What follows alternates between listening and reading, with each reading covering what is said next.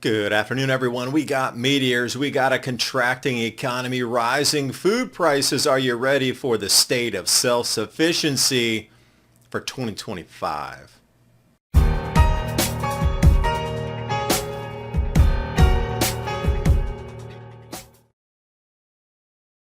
Starting off here, ice storms, drones, 50 pounds that thing is lifting to crack the ice off of the lines. Another outsourced job goes poof. So do the transformers, and heavy snows in Italy, shorted out by not thunderstorms, but snow. We're going to start to see more and more of this as our infrastructure goes dark, as nature amplifies. And off the wild, that's unusual.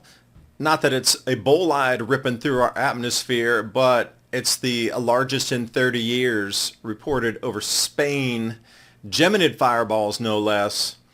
And I thought, okay, that seems to be an uptick lately. Are we coming into a more debris-dense region of space? And if we are, it'll start increasing in April as the Earth moves in front of the sun. And off the watch, there's another list here in the last 60 days or so. Bright fireballs, sonic booms from Japan to Kansas, Oklahoma, Indiana, Alaska, Brazil. It's worldwide, Canada, New Zealand.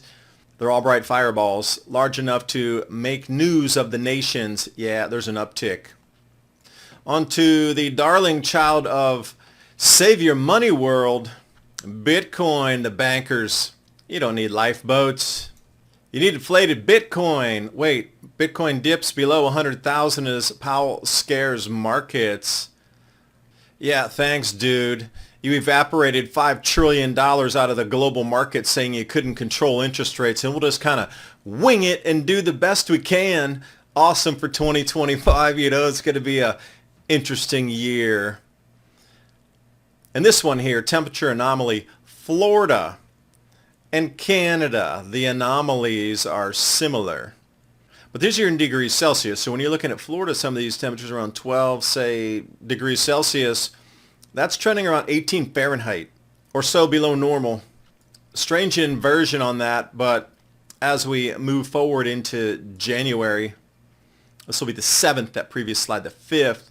Oh, Arctic chilliness coming all the way down through Mexico as well. Once that heat gets pushed out of the way, we go into the super freeze. And speaking of things super, egg surge to record price. U.S. output smashed. We are at the all-time highest egg pricing ever. That's with an AH. Surpassing that of the 22 scare. We're up at $5.67 per dozen on the wholesale. Yeah, I just need to wonder how that's going to equate into supermarket pricing. And looking at a different egg index here, creeping toward the highest ever recorded as well. We shall eclipse that pretty soon. Whatever way you look at it, eggs are going up. If you need those, get them now. You can freeze those. On to more inflation. Cocoa looks like the largest gainer here, up about 2x over the beginning of 2024. OJ, about 80%. Coffee's up tremendously, and it shall go up higher because the losses are even larger than anticipated, especially in Brazil. That will definitely be probably close to the winner of 2025 if I were to guess. Now that Trump will return to the White House, it's time to consider your retirement and portfolio. The Wall Street Journal said gold will outperform stocks in 2025. Since 2022, gold has surged 40% after the U.S. seized Russia's assets. That was a wake-up call for central banks around the globe to diversify their reserves away from the dollar and into gold.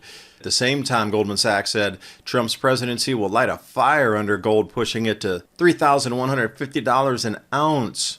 Call the proud Americans of the Patriot Gold Group today before it's too late.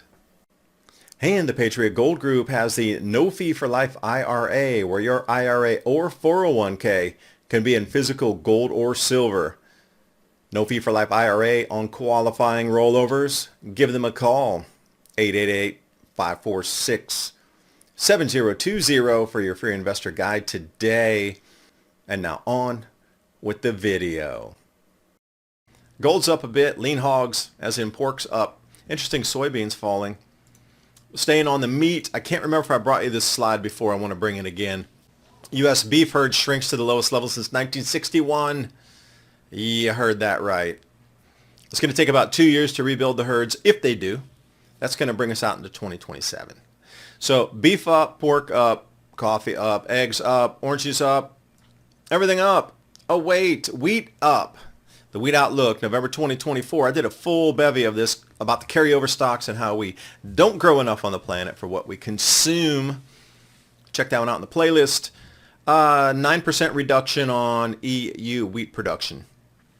It seems to be a worldwide thing happening. Let's hop on the channel. We're going to leave the EU, heading over to the UK. Metro Boss warns of food scarcity. Availability more challenging than price, which wraps us back into if you can't grow it, you can't offer it. Will empty shelves soon be the standard? I truly hope not. That will shift and change our world forever if it is. And I need to take you to Africa. The Malawi president appeals for international food aid. The worst in decades of their food shortages, about 25% of the population affected. And you can see that it's definitely a global thing happening here.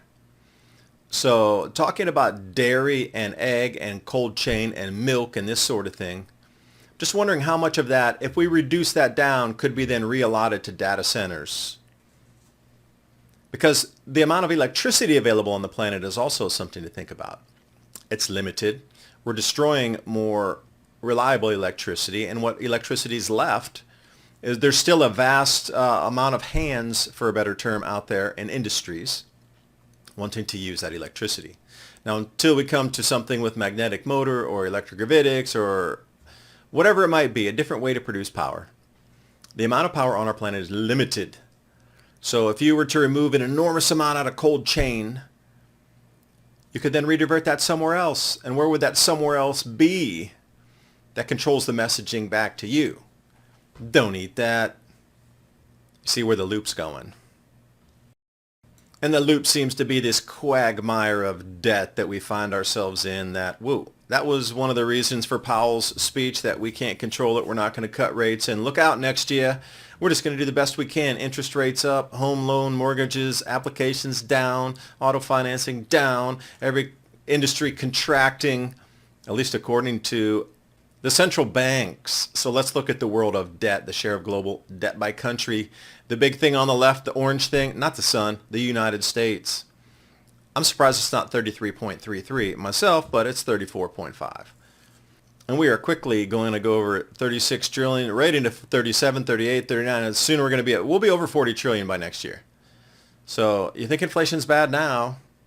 You think the birds are noticing something seismically, electrostatically, and they're behaving different? Well, if you're looking at the global economy and all these signs for food price rises, you might be very well much like one of these birds. And I guess you could hunt it. And I guess you could capture it for food if you can't afford your food. That's an option.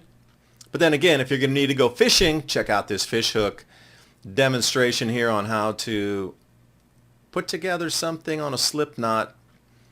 Yeah, we might even need to go fishing for our protein sources. Tie it up tight. Because if you lose one, could be the difference between your family going hungry. And if you are thinking about storable foods, my Patriot Supply and Adapt 2030 4-week food kit, check out that link in the description box below, along with links to some of tonight's stories so you can continue to connect the dots yourself. And every purchase you make helps keep this channel on air, bringing you more information just like this. I do appreciate you watching. Hope you got something out of the video. Please share with your friends and family to start the conversation around the holiday dinner table. I'll see you next time. Bye for now.